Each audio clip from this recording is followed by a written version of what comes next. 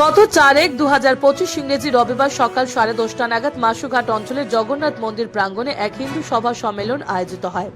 এতে উপস্থিত ছিলেন বিশিষ্ট অতিথি শিব উদ্ধারবন এমএলএ টিকিটের প্রত্যাশী রাজদীপ গোয়ালা, পরমানন্দ বিদ্যা মন্দিরের প্রিন্সিপাল ও শিক্ষিকা প্রতিমা চক্রবর্তী ও কাছা সনাতন কল্যাণ সভার প্রেসিডেন্ট দীপক নাথ।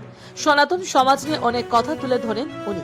বলেন, দাস নাথ বা অন্য কোনো জাতির কোনো ব্যবধান ও জাতিবাদ মনে না রাখা আমাদের উচিত। আমরা সবাই এক ও সনাতনী। আমরা একত্রিত হয়ে সমাজে যে কোনো বড় কাজের জন্য আগে আসা ও হিন্দু ধর্মের রক্ষা করা আমাদের প্রথম কর্তব্য। ব্যুরো রিপোর্ট, আসাম প্রাইম নিউজে 24x7 এর নীলম চন্দ্রের রিপোর্ট। কিন্তু আমাদের সবাই চাই এই আবেদনকে কিভাবে আমরা রক্ষা করতে পারব। আজকে এই সম্মেলনের মাধ্যমে এই অঞ্চলে এবং প্রত্যেক অঞ্চলে এই সম্মেলন আয়োজন হচ্ছে।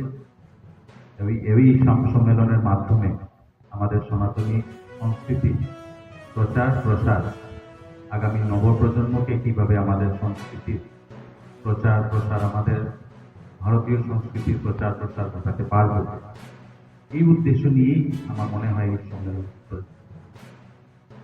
আমাদের শক্তি হলো আমাদের একতা, এবং আমাদের মধ্যে বিভাজন আনার অনেক চেষ্টা চলছে, বিভিন্ন সময় চলে, যার কারণে আজকে বিভিন্ন সময় আমরা দেখছি এখানে একটা পোস্টার আছে, কপ কপ বাটা ভারত। এই বিভাজনগামী শক্তির